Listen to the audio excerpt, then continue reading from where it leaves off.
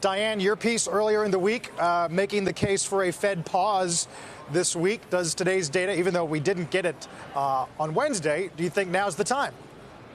It is certainly defensible that the Fed could have paused, but they didn't, so we have it now. I think what's important, too, though, is in the composition. The dirt is always in the details. The upward revisions really came from leisure and hospitality, most notably food services, and retail. Retail had been careening downward all through the summer, really on a downward trend. It peaked in 2017, retail employment, but that actually was revised up over the last couple months, along with the food services. The food services also interesting because we know from Yelp data, from people searching and where they're going and how they're rating things, they've moved downscale. They've moved to lower cost restaurants and to fast food restaurants, which could be accounting for some of that hiring. What is a little bit surprising in the data, the manufacturing data, we did not lose as much as we thought from GM because we saw GM's competitors pick up production and manufacturing outside of the vehicle sector add jobs. So I think that's important.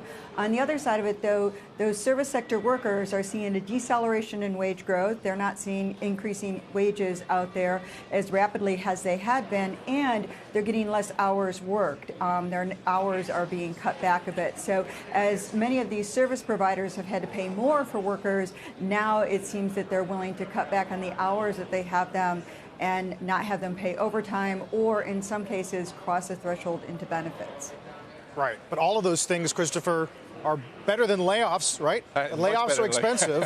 Layoffs are expensive. Yeah. What we're seeing from the claims numbers, claims have gone sideways. What I think the bigger picture, the bigger issue that we have is the fears are really, it's not that they're unfounded, they were just too great. Whether we're looking at earnings, whether we're looking at the job picture, whether we're looking at the economy. And that's what we're beginning to see. And that's why the stock market's walking higher. But does that mean record highs are justified then? I think record highs are justified. You have low rates, you have an accommodative Fed, you have reasonable valuation, no inflation, and people are positioned very risk averse. What's been leading the way? Your bond proxies, your low vol.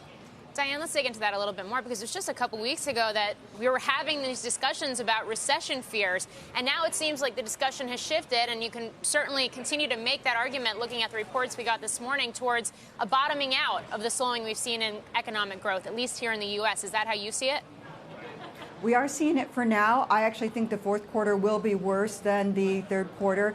In overall, right now it's adding up to be worse. There is some slowdown in momentum, not a dangerous slowdown in momentum, but a slowdown in momentum. What's critical is, what have we taken off the table? We've taken off the table the escalation of tariffs for the moment. And as long as that stays in the background, we can handle the tariffs we have. Much on a recession hinges on whether or not we up the ante on a trade war or keep things a little, the de-escalation that we've seen out there. We can handle the cost of tariffs, the uncertainty compounds, but that alone does not get us into recession unless we up the ante on a trade war with China again. And that's really what the recession call hinges on, is purely on that part of the trade, which the Fed also cited as one of the abating risks for the moment. Are we going to start seeing macro notes titled soft landing? Or is trade too much? Is there too much optionality in Trump's approach to trade to write that piece? You'll probably hear the phrase Goldilocks a few times. That's not our approach. Our belief is this economy, 3 yards in a cloud of dust. It's not real pretty, but it's very robust. We continue just to rumble along. And again, a lot of what we've been dealing with is just too much fear. And now we're getting the facts. And the facts are okay. The other thing that you're doing is we're dealing with uncertainty. We're taking away more uncertainty. We're taking away more tail risk, whether it's trade and tariff or whether it's Brexit. How long would it take then for businesses to say, all right, we see a runway, we'll commit to CapEx again? So I think what they need to do is, again, it gets back to uncertainty. Do they have a lay of the land? Do they believe that we have a détente for the next 6 to 12 months? And if they do, they can start planning. And I think we're beginning to see the start of that. Diane, I wonder if we're talking enough about the pain in the oil patch that's emerging here in the U.S. We've seen rig counts come down. We've seen signs, certainly a number of oil field services companies coming out and saying that they're seeing continued slowdown in shale production. When you talk about manufacturing and the industrial part of the U.S. economy, I mean, that, as we saw back in 2015, 2016, oil and energy is very closely linked with the broader industrial part of the economy. Right. How much has that been, I guess, weighing on or clouding the data around things like ISM manufacturing?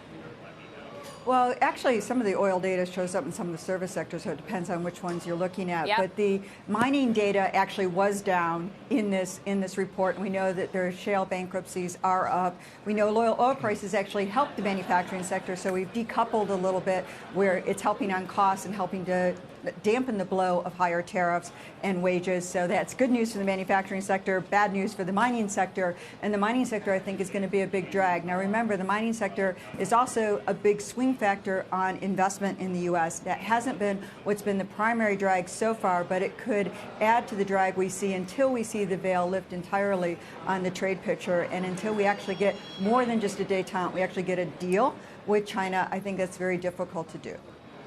So, Christopher, I mean, with markets at record highs right now, and the conversation we're having, where should investors be putting their money? So what we've been telling investors is you want to barbell your portfolio. You want high growth, but you will also want to add some cyclicality. We upgraded the banks in early September. We also like the cap goods space and parts of the semi space. So you need to balance risk and reward. But if you've ridden home builders and healthcare for the past 3 months, time to ring the register? I think you want to ring the register on your bond proxies, your low vol, and you have some of that in those sectors, but really it's more on your bond proxies. All right.